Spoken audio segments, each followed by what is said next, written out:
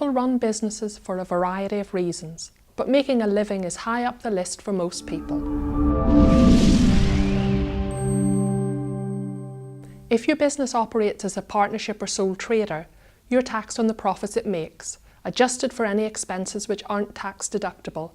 It makes no difference to your tax bill whether the profits are held in the business or extracted for your personal use. When you work through a limited company, the total tax paid by the company and the shareholders will depend on the methods used to extract profits and the amount withdrawn. The tax rates and threshold used in the following examples apply to the 2018-19 tax year. Paying yourself an annual salary of between £6,032 and £8,424 counts towards the state pension and other state benefits, but neither you or your company have to pay any national insurance contributions, NICs. Any salary above £8,424 would result in employers' NICs being payable at 13.8%. Employees' NICs would also be payable above this amount at 12%, up to a limit of £46,384. Above this threshold, the rate of employees' NICs payable falls to 2%.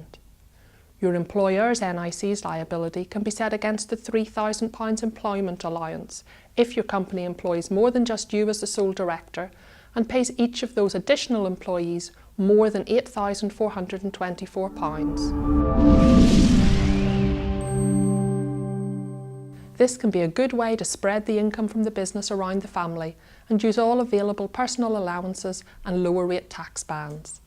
However, the wage paid to a family member must represent a market rate for the work performed. For example, you shouldn't pay your son a senior executive salary if he's working on reception. The company must have sufficient reserves before the directors authorise a dividend to be paid. If there are insufficient reserves available, any dividends paid may be recategorised as loans to the recipients. Each individual is entitled to an annual tax-free dividend allowance of £2,000. Dividends received above this limit are taxed according to the tax band the income falls into. These tax bands can be expanded if you make pension contributions or gift aid donations out of net income. Spreading dividend income among your family members can allow them to use their £2,000 tax-free dividend allowance.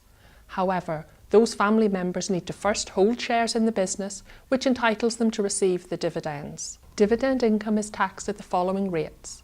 For basic rate taxpayers, the rate is 7.5%. For higher rate taxpayers, it is 32.5%, and additional rate taxpayers pay tax at 38.1%.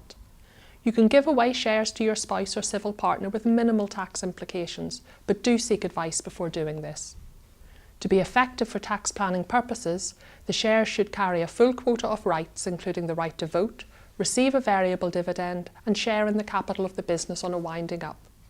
Shares given to employees can be subject to income tax as employment-related securities, but there's a general exemption from that legislation for gifts made as part of a family relationship. As an alternative to giving shares, family members could subscribe directly for new shares to be issued by the business.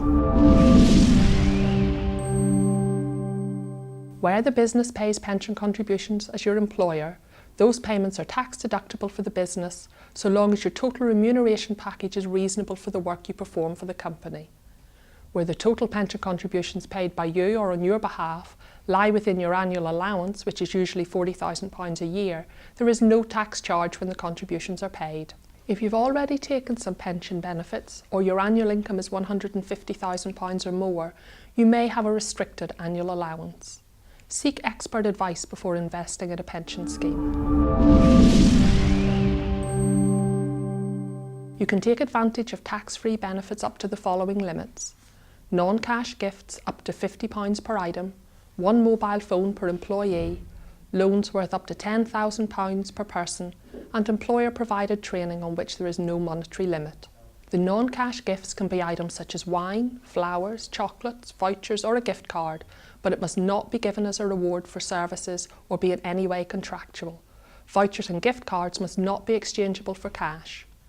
Company directors and their family members can receive up to £300 of tax-free gifts from the company in total per tax year.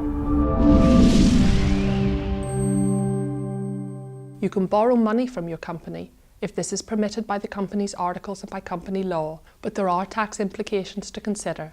Where the loan exceeds £10,000 at any point in the tax year, you will be taxed on deemed interest calculated at 3% of the total loan, less any interest you actually pay. The company will also pay 13.8% NICs on that net deemed interest. A loan of any value will generate a corporation tax charge at 32.5% on any amount still outstanding more than 9 months after the end of the accounting period in which the loan was advanced. This tax is payable by the company, but it can be reclaimed once the loan is repaid subject to certain rules. Where the loan repayments are made out of taxed income, the loan is not treated as a continuous loan. Be aware that loans to an employee through a third party such as an employment trust may be categorised as disguised remuneration and be subject to PAYE and NICs as if the loan was salary. If your company owes you money, perhaps as undrawn dividends or salary, it can pay you interest on those funds at a commercial rate. Such interest is tax deductible for the company if it uses the funds for business purposes.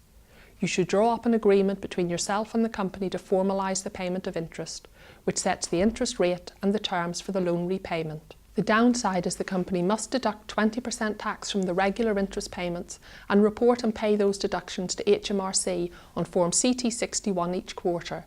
Where the total interest you receive in a year is less than your savings allowance of £1,000 or £500 for higher paid individuals, you can reclaim the tax deducted through your tax return. If your annual income exceeds £150,000, you are not entitled to a savings allowance. In addition to the savings allowance, there's the starting savings rate which owner-managed businesses can take advantage of.